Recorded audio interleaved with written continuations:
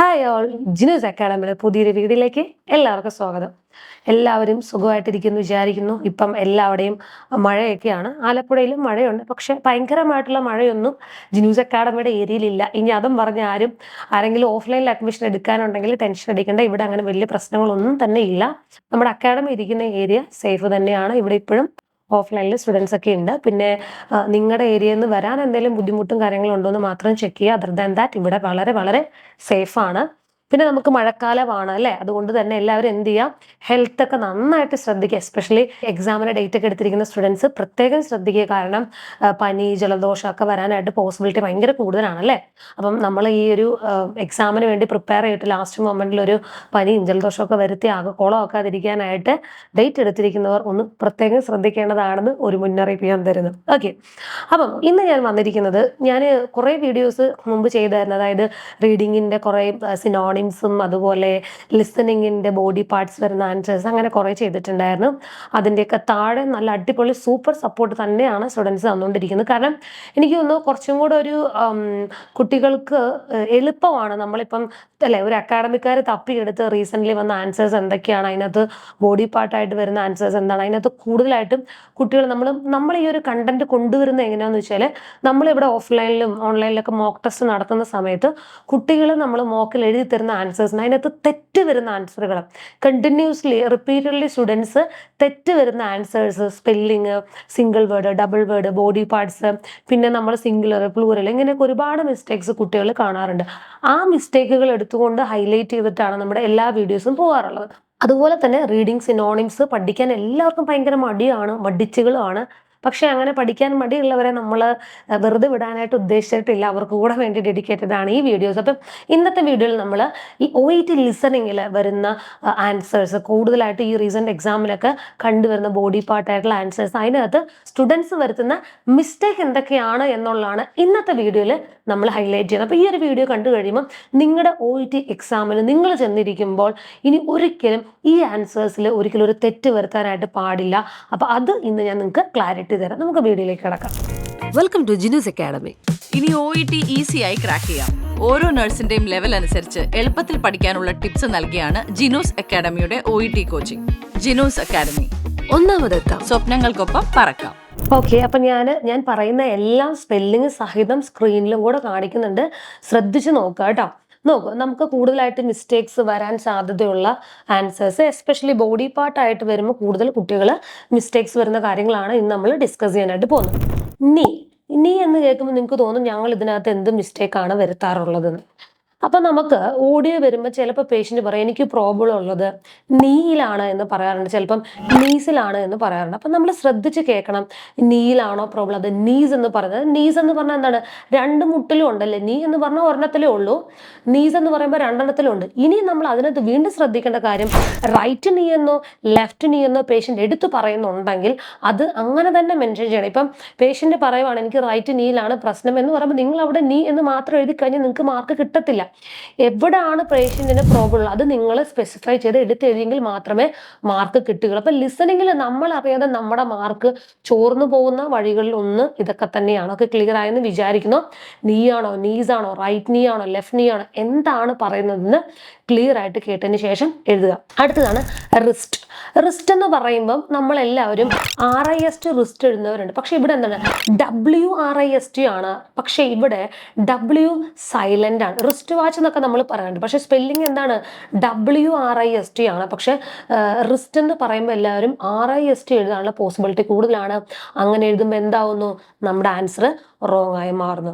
ഇനി അടുത്ത് കണ്ടുവരുന്ന ഏറ്റവും വലിയ മിസ്റ്റേക്കും പലരും ഇപ്പൊ ആദ്യമായിട്ട് കേൾക്കാൻ പോകുന്ന ഒരു കാര്യമാണ് ഇനി പറയാൻ പോകുന്നത്. അതായത് കാഫ്, CALF, കാഫ്.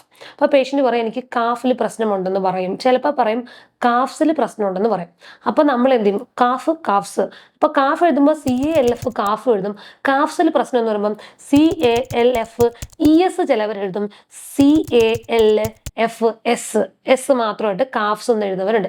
ഒന്നില്ലെങ്കിൽ ഒരു ES അല്ലെങ്കിൽ ഒരു S ഇട്ടിട്ട് എന്ത് ചെയ്യും, സിംഗുലർ നമ്മൾ എന്ത് ചെയ്യും, നൈസായിട്ട് പ്ലൂറലാക്കും. കാരണം നമ്മുടെ ഒരു വിചാരം എന്ന് പറഞ്ഞാൽ എല്ലാ സിംഗുലർ വേർഡ്സിന്റെ കൂടെയും ഒരു SO അല്ലെങ്കിൽ ഒരു ESO അടിച്ച് എന്തായി, പ്ലൂറലായി എന്നാണ് നമ്മൾ വിചാരിക്കുന്നത്. പക്ഷെ കാഫിന്റെ കാര്യത്തിൽ അങ്ങനെയല്ല.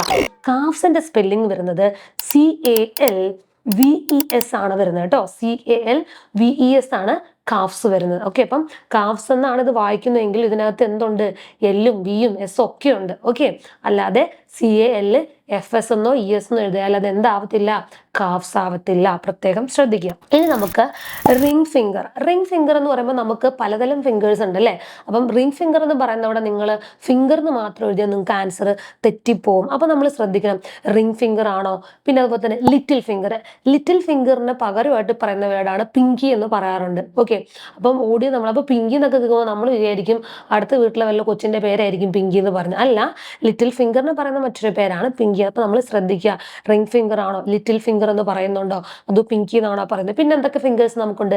ഇൻഡെക്സ് ഫിംഗർ ഉണ്ട് അല്ലേ? ഇൻഡെക്സ് ഫിംഗർ ഉണ്ട്. അപ്പം നമുക്ക് എന്താണ് അവർ സ്പെസിഫൈ ചെയ്യുന്ന പറയുന്ന ഫിംഗർ, അപ്പം അത് തന്നെ എടുത്തതല്ലാതെ ചുമ്മാ ഫിംഗർ എന്ന് മാത്രം എഴുതിയാൽ കിട്ടത്തില്ല. റിംഗ് ഫിംഗർ, ലിറ്റിൽ ഫിംഗറിനെ പറയുന്ന മറ്റൊരു പേര് പിങ്കി, പിന്നെന്താണ്? Index finger. ഇതൊക്കെ നമുക്ക് മാറിയും തിരിഞ്ഞും ആൻസേഴ്സ് ആയിട്ട് വരാണ്. ഇനി അടുത്താണ് പാം. പാമിന് എന്താണ്? PALM ആണ് പാം വരുന്നത്. ഇവിടെ എന്ത് സൈലന്റ് ആണ്? എല്ല് സൈലന്റ് ആയതുകൊണ്ട് തന്നെ പല കുട്ടികളും PAM പാം സ്പെല്ലിംഗ് ആയിട്ട് എഴുതാറുണ്ട്. അപ്പൊ PAM അല്ല പാം, PALM ആണ് പാം വരുന്നത് കേട്ടോ. അത് തെറ്റിക്കുന്ന ഒരുപാട് കുട്ടികളുണ്ട്. ഇനി അതുപോലെ വരുന്ന നമ്മൾ കണ്ടിട്ടുള്ള മിസ്റ്റേക്സ് ആണ്, അതായത് മോക്ക് ടെസ്റ്റിന്റെ പേപ്പർ ക്ലിയർ ചെയ്യുന്ന സമയത്ത് നമ്മൾ നോട്ടീസ് ചെയ്തിട്ടുള്ള അടുത്ത മിസ്റ്റേക്ക് ആണ് ബോൺ. BONE ബോൺ എഴുതുന്നവരുണ്ട്, BORN ബോൺ എഴുതുന്നവരുണ്ട്. ആ ബോൺ എന്താണ്? ജനനം ഇൻഡിക്കേറ്റ് ചെയ്യുന്നതാണ് അല്ലേ? BORN ബോൺ, ജനിച്ചു. പക്ഷെ അത് കൊണ്ടുപോയിട്ട് പേഷ്യന്റ് ബോണിൽ പെയിൻ ഉണ്ട്, BORN ഇട്ടിട്ട് പെയിൻ ഉണ്ടെന്ന് പറഞ്ഞാൽ മീനിങ് കറക്റ്റ് ആവോ? ഉത്തരം തെറ്റല്ലേ? അപ്പം ശ്രദ്ധിച്ച് സ്പെല്ലിംഗ് എഴുതാനായിട്ട് ശ്രമിക്കുക. BONE ആണ് ബോൺ കേട്ടോ. ഓക്കെ, മറ്റേത് വേറെയാണ്. ഇനി ഐലിഡ്. ഐലിഡ് വരുമ്പം എല്ലാവരും സ്പെല്ലിംഗ് ഒക്കെ കറക്റ്റ് എഴുതും, പക്ഷെ എഴുതുന്നൊരു പ്രശ്നം എന്നാ, ഐ എഴുതിയിട്ട് ഗ്യാപ്പ് ഇട്ടിട്ട് ലിഡ് എഴുതും. അല്ല, ഐലിഡ് എന്ന് പറയുന്നത് സിംഗിൾ വേർഡ് ആണ് കേട്ടോ. ഐലിഡ് സിംഗിൾ വേർഡ് ആണ്, അത് ഡബിൾ വേർഡ് ആക്കി എഴുതരുത്. ഓക്കെ, ഇനി അടുത്തത് ഇതുപോലെ വരുന്ന മറ്റൊരു സാധനമാണ് എന്ത്? Ear drum.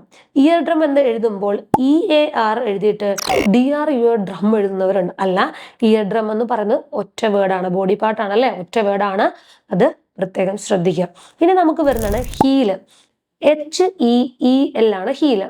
നമ്മൾ OET ലിസണിങ്ങിൽ കുട്ടികൾ ആൻസർ എഴുതുമ്പോൾ ഹീലിന്റെ സ്പെല്ലിംഗ് എഴുതി ഞാൻ കണ്ടിട്ടുണ്ട്, HEAL, ഹീൽ. അതെന്ന് പറഞ്ഞാൽ സൗഖ്യം അല്ലെ, ഭേദപ്പെടുക എന്നുള്ളതാണ്. HEAL എഴുതി കഴിഞ്ഞാൽ സൗഖ്യപ്പെട്ടു എന്നാണ് അതിന്റെ അർത്ഥം വരുന്നത്. HEEL ആണ് കേട്ടോ ഹീല് വരുന്നത്. അപ്പം പേഷ്യന്റ് ഹീലിലാണ് പ്രശ്നം വരുമ്പോൾ നിങ്ങൾ HEAL എഴുതി കഴിഞ്ഞാൽ എന്തായി? ആൻസർ തെറ്റായി. ഓക്കെ, അതുപോലെ ഐബോൾ എഴുതുമ്പോഴും ഡബിൾ വേർഡ് എഴുതുന്നവരുണ്ട്. EYEBALL എന്ന് ഒറ്റയടിക്ക് എഴുതണം, അല്ലാതെ സ്പ്ലിറ്റ് എഴുതേണ്ട ആവശ്യം ഇല്ല. ക്ലിയർ ആണെന്ന് വിചാരിക്കുന്നു. അതുപോലെ പിന്നെ എനിക്കൊന്ന് വളരെ ശ്രദ്ധ കുറവായിട്ട് എഴുതുന്ന പിള്ളേര് ജോയിന്റ്, JOINT, ജോയിന്റിന് JOINED എന്നൊക്കെ എഴുതി പോവാറുണ്ട്. അത് വളരെ കുറവാണ് കാണുന്നത്, പക്ഷെ എഴുതുന്നവർ നമ്മുടെ ഇടയിൽ ഉണ്ട്. അവർക്ക് വേണ്ടിയിട്ടാണ് പറയുന്നത്. ഇനി JAW ജോയ്ക്ക് പകരം JOW ജോ എന്ന് എഴുതുന്നവർ. അപ്പൊ ഒക്കെ എഴുതുമ്പം മനുഷ്യർ വായിക്കാൻ പറ്റുന്ന രീതിയിൽ വൃത്തിയായിട്ട് എഴുതുക, ഇല്ലെങ്കിൽ അത് JOW എന്ന് വായിക്കും. ചിലർ അങ്ങനെ എഴുതാറുണ്ട്. JOW ജോ, പ്രൊണൗൺസിയേഷൻ കറക്റ്റ് ആണല്ലോ, പക്ഷെ സ്പെല്ലിംഗ് എന്താണ്? JAW ആണ് കേട്ടോ. അപ്പൊ അത് ശ്രദ്ധിക്കുക. ഇനി അടുത്തതാണ് നോസ്ട്രിലും നോസ്ട്രിൽസും. നോസ്ട്രിലാണോ പ്രശ്നം? ബോത്ത് നോസ്ട്രിൽസ് അല്ലെ? നോസ്ട്രിലാണോ? അത് ശ്രദ്ധിച്ച് എസ് ഉണ്ടോ ഇല്ലയോ, സിംഗുലർ ആണോ പ്ലൂറൽ ആണോ എന്ന് കേട്ടതിന് ശേഷം മാത്രം. നോസ്ട്രിൽ എന്ന് കേൾക്കുമ്പോഴത്തേക്കും നമ്മൾ നോസ്ട്രിൽ എന്ന് എഴുതി വെക്കുന്നു, അല്ലെങ്കിൽ എന്താണ് പറഞ്ഞത്? നോസ്ട്രിൽ എന്നാണോ നോസ്ട്രിൽസ് എന്നാണോ എന്താണ് പറഞ്ഞത്? ക്ലാരിറ്റി കിട്ടിയ ശേഷം മാത്രം എഴുതാനായിട്ട് ശ്രമിക്കുക. ഇനി അടുത്തതുപോലെ മസിൽ, MUSCL. അയ്യോ മാഡം ഞങ്ങൾ കറക്റ്റ് ആണ് എഴുതുന്നത് പറയുന്നവരുണ്ട്. പക്ഷെ ചിലരിനകത്ത് 2 S ഇടാണ്ട് MUSCLക്ക് പകരം 2 S, അതിൻ്റെ ഒരു ആവശ്യമില്ല, അൺനെസസറി ആയിട്ട് ഒരു എസും കൂടെ കുത്തിക്കയറ്റുന്നവരുണ്ട്. അപ്പം നിങ്ങൾ ശ്രദ്ധിക്കുക, ആൻസർ റോങ് ആയിരിക്കും. ഇനി അടുത്തതാണ് നമുക്ക് ടോ എന്ന് പറയുമ്പോൾ ഭയങ്കര കോമഡിയാണ്. TOEക്ക് പകരം TOY എന്ന് ടോ എഴുതുന്നത്. നിങ്ങൾ ആലോചിക്കുക, അപ്പൊ ടോയ് ആണ് പേഷ്യന്റ്. ടോയിൽ പ്രശ്നം എന്ന് പറയുമ്പോൾ TOY എഴുതുന്നവരുണ്ട്. എന്താണ് അതിന്റെ അർത്ഥം? നിങ്ങൾ എന്നെ ഒന്ന് ആലോചിച്ചു. ടോയ് എന്താണ്? കളിപ്പാട്ടമാണ്. പേഷ്യന്റിന് ടോയിൽ പെയിൻ. അപ്പൊ നിങ്ങൾ എഴുതി വെക്കണം TOY എന്ന്. എന്താണ് ഇനി നമ്മൾ അർത്ഥമാക്കേണ്ടത്? പൊട്ടത്തെറ്റല്ലേ? അപ്പൊ TOE ആണ് ടോ. ഓക്കെ, അതുപോലെ തന്നെ ബിഗ് ടോയ് ആണോ സ്മോൾ ടോയ് ആണോ എന്നുള്ളത് എന്താണ് എന്നുള്ളത് കറക്റ്റ് ചെയ്ത് എഴുതാനായിട്ട് ശ്രദ്ധിക്കുക. അടുത്ത ഇതുപോലെ വരുന്ന ആങ്കിൾ ANKLE ആണ് ആംഗിൾ വരുന്നത്. അത് ചിലവർ ANGLE എന്ന് എഴുതാറുണ്ട്, ചിലവർ അങ്കിൾ എന്ന് വരെ എഴുതി ഞാൻ കണ്ടിട്ടുണ്ട്. അപ്പം അതൊക്കെ എന്താണ്, എന്നിട്ട് പറയും ഞാൻ 24 ശരിയാക്കി എന്ന് പറയാം. ചെക്ക് ചെയ്യുമ്പോൾ പൊട്ടത്തിട്ട് അങ്കിൾ എന്നൊക്കെ ആംഗിളിൽ എഴുതി വെച്ചാൽ, അതുപോലെ ANGLE എഴുതുന്നവരുണ്ട്. ANKLE തന്നെയാണ് ആംഗിൾ, അത് തന്നെ എഴുതണം. ബോഡി പാർട്ടിന് പകരം വേറെ എന്തെങ്കിലും എഴുതി വെച്ചിട്ട് കാര്യമുണ്ടോ? ഒരു കാര്യം ഇല്ല. ഇനി അടുത്തതാണ് എൽബോ. എൽബോയ്ക്ക് ELBOW ആണ് സ്പെല്ലിങ്. ഇതിനകത്ത് E എഴുതുന്നവരുണ്ട്, A എഴുതുന്നവരുണ്ട്. അല്ല, എനിക്കറിയില്ല എന്തുകൊണ്ടാണ് ഇത്രയും ബേസിക് ആയിട്ടുള്ള കാര്യങ്ങൾ പലരും തെറ്റുവരുത്തുന്നത് കൊണ്ടാണ് ഇതിവിടെ ഞങ്ങൾക്ക് ഇന്ന് ഹൈലൈറ്റ് ചെയ്യേണ്ടി വന്നത് കേട്ടോ. ELBOW ആണ് എൽബോ എന്ന് പറയുന്നത്. ഇനി അടുത്തൊരു വേർഡാണ് ഫിസ്റ്റ്. ഫിസ്റ്റ് FIST ആണ് ഫിസ്റ്റ് വരുന്നത്. അതിനകത്ത് ചിലർ കേട്ടത് ഫസ്റ്റ് എന്ന് എഴുതാറുണ്ട്, ഫീസ്റ്റ് എന്ന് എഴുതാറുണ്ട്, ഫെസ്റ്റ് എന്നൊക്കെ എഴുതാറുണ്ട്. അപ്പം ഇതിനകത്തും പല പല വെറൈറ്റി ആൻസറുകൾ നമുക്ക് കുട്ടികളിൽ നിന്ന് കിട്ടാണ്. ഫിസ്റ്റ് അല്ലെ, നമ്മൾ കൈമുഷ്ടി ഇങ്ങനെ ചുരുട്ടി പിടിക്കുമ്പോൾ അതിന് ഫിസ്റ്റ് എന്നാണ് പറയാറ്. അപ്പം അത് എന്താണ് പോലും പലർക്കും അറിയില്ല. ഇതിനകത്ത് എഴുതുമ്പം ഫിസ്റ്റും ഫെസ്റ്റും ഫസ്റ്റും ഒക്കെ വരാറുണ്ട്. ഫിസ്റ്റ് എന്ന് പറയുമ്പം FIST ഫിസ്റ്റ് ആണ്. നിങ്ങൾ എഴുതുന്നതിന് മുൻപ് ക്ലിയർ ആയിട്ട് കേട്ടിട്ട് എഴുതാനായിട്ട് ശ്രദ്ധിക്കാൻ. എഴുതുമ്പോൾ സ്പെല്ലിങ് ക്ലാരിറ്റിയോട് കൂടി എഴുതുക. അപ്പം ഇത്രയാണ് നമുക്ക് ഇന്നത്തെ ബോഡി പാർട്സ് ഉള്ളത്. ഇതുപോലത്തെ വളരെ വളരെ ഇമ്പോർട്ടൻ്റ് ആയിട്ടുള്ള ബോഡി പാർട്സ് വെച്ചിട്ടുള്ള ഒരു സെഷൻ ഞാൻ ഇതിന് മുൻപ് ചെയ്തിട്ടുണ്ട്. ഈ വീഡിയോയുടെ തൊട്ട് പിന്നാലെ നിങ്ങൾക്ക് ഇതിൻ്റെ ഫസ്റ്റ് സെഷൻ്റെ ലിങ്ക് വരുന്നതായിരിക്കും. കയറി കാണുക. കാരണം നിങ്ങൾ മിസ്റ്റേക്സ് കുറച്ചില്ലേ നമ്മുടെ മാർക്ക് കയറി വരില്ല. പാർട്ട് 1 കാണാത്തവർ മസ്റ്റായിട്ടും കണ്ട് സ്പെല്ലിങ്ങിനകത്ത് കറക്ഷൻ എടുക്കുക. ഈ ഒരു വീഡിയോ നിങ്ങൾക്ക് എല്ലാവർക്കും ഹെൽപ്ഫുൾ ആയി എന്ന് ഞാൻ വിചാരിക്കുന്നു. ശരിക്കും പറഞ്ഞത് ഒരു സ്പൂൺ ഫീഡിങ് മെത്തേഡ് തന്നെയാണ്. എനിക്ക് തോന്നുന്നു നമ്മുടെ അക്കാഡമി തന്നെയാണ് കൂടുതലും ഇത്തരത്തിലുള്ള കാര്യങ്ങൾ, അതായത് ചെറിയ ചെറിയ കാര്യങ്ങൾ പോലും കണ്ടുപിടിച്ച് ഏതിലൊക്കെയാണ് കുട്ടികൾ കൂടുതൽ മിസ്റ്റേക്സ് വരുത്തുന്നതെന്ന് കണ്ടുപിടിച്ച് അതൊരു വീഡിയോ കണ്ടന്റ് ആയിട്ട് ഇടുന്നത് കൂടുതലും എനിക്ക് തോന്നുന്നു നമ്മൾ തന്നെയാണ്. പണ്ടും ഞാൻ ചെയ്തിട്ടുണ്ട്, ഇപ്പോഴും അത് ഞാൻ ചെയ്യുന്നുണ്ട്. അപ്പം ഈ ഒരു വീഡിയോ നിങ്ങൾക്ക് യൂസ്ഫുൾ ആയി എന്ന് വിചാരിക്കുന്നു. എന്താണ് നിങ്ങളുടെ ഈ ഒരു വീഡിയോ പറ്റിയിട്ടുള്ള അഭിപ്രായം? നിങ്ങൾക്ക് ഇതുപോലുള്ള സെഷൻസ് ഇനി അടുത്ത പാട്ടായിട്ട് വേണോ വേണ്ടയോ? എന്താണെങ്കിലും നിങ്ങളുടെ അഭിപ്രായം ഈ വീഡിയോയുടെ താഴെ കമന്റ് ചെയ്യാനായിട്ട് മറക്കരുത്. ഇതുപോലുള്ള നല്ല അടിപൊളി ഇൻഫോർമേറ്റീവ് വീഡിയോസ് ആയിട്ട് വീണ്ടും ഞാൻ വരുന്നതായിരിക്കും. Till that take care and by.